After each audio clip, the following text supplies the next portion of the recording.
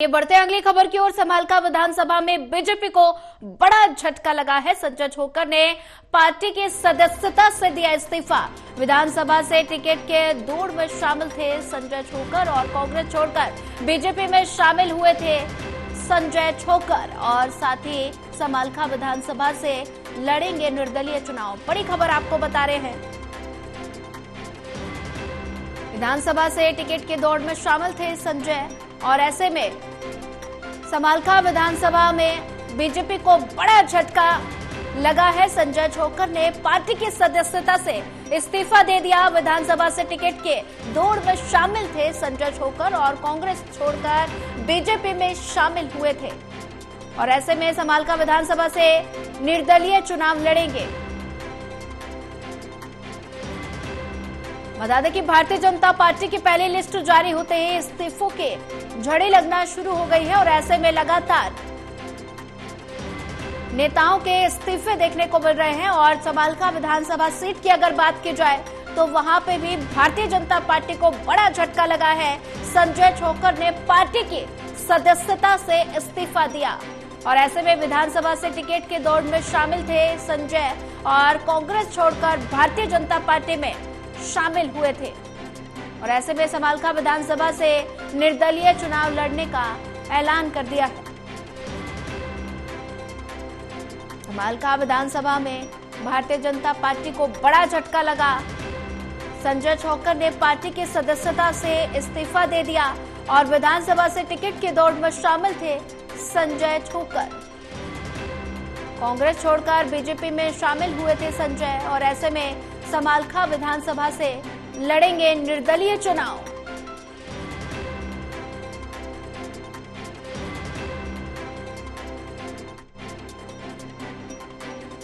समालखा विधानसभा में बीजेपी को बड़ा झटका। संजय छोकर ने पार्टी की सदस्यता से इस्तीफा दिया। विधानसभा से टिकट की दौड़ में शामिल थे संजय और कांग्रेस छोड़कर भारतीय जनता पार्टी में शामिल हुए थे।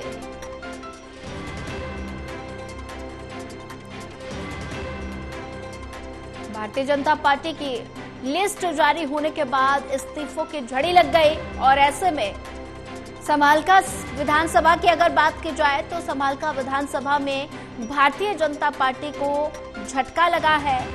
संजय छोकर ने पार्टी की सदस्यता से इस्तीफा दिया। विधानसभा से टिकट की दौड़ में शामिल थे संजय और ऐसे में कांग्रेस छोड़कर भारतीय जनता पार्टी में शामिल हुए थे। समालखा विधानसभा से लड़ेंगे निर्दलीय चुनाव। और वहीं इसी खबर पर ज्यादा जानकारी साझा करने के लिए हमारे साथ देवेंद्र सिंह कथुरिया जी, एसोसिएट एडिटर, हमारे साथ जुड़ चुके हैं। देवेंद्र जी, समालखा विधानसभा में भारतीय जनता पार्टी को बड़ा झटका लगा है। ऐसे में भारतीय जनता पार्टी की पहली लिस्ट जारी होते ही इस्तीफों की झड़ी लग गई और एक और नाम सामने आया है। संजय छोकर ने पार्टी की सदस्यता से इस्तीफा दे दिया। देखिए सोनिया, संजय छोकर कदावर नेता थे। कांग्रेस की जब सरकार थी, स्टेट के यूथ कांग्रेस के प्रेसिडेंट थे। भूपेंद्र हुड्डा की सरकार थी। करीब 22 साल का इनका पॉलिटिकल करियर है और जिस तरीके से कल टिकट का आवंटन हुआ परसों शाम को, तो इनके समर्थकों ने इनको कहा कि आप छोड़ दीजिए बीजेपी, तो इन्होंने इस्तीफा लिख के भेज दिया जिसकी कॉपी हम दर्शकों को दिखा भी रहे हैं। और अभी मेरी उनसे बात हुई है संजय छोकर, वो कह रहे जी मैं आजाद उम्मीदवार के तौर पर चुनाव लड़ूंगा, घर नहीं बैठना, मेरे को मेरे समर्थकों का दबाव है कि मैं इंडिपेंडेंट के तौर पर मैदान में चुनाव लड़ूंगा। तो अब शशिकांत कौशिक ने कल अपनी समर्थकों की मीटिंग बुलाई थी, सैकड़ों लोग थे उसमें जी। और उन्होंने तो हालांकि अभी 8 तारीख को चुलकाना धाम में अपनी महापंचायत बुलाई है कि वो क्या करें आगे, बीजेपी में रहें या पार्टी छोड़ दें, उनका फैसला आना बाकी है। लेकिन संजय छोकर दूसरे कदावर नेता जिन्होंने बीजेपी से त्याग पत्र दे दिया है और उनके समर्थकों की मीटिंग हो रही है, उनका कहना है कि वो इंडिपेंडेंट चुनाव लड़ेंगे।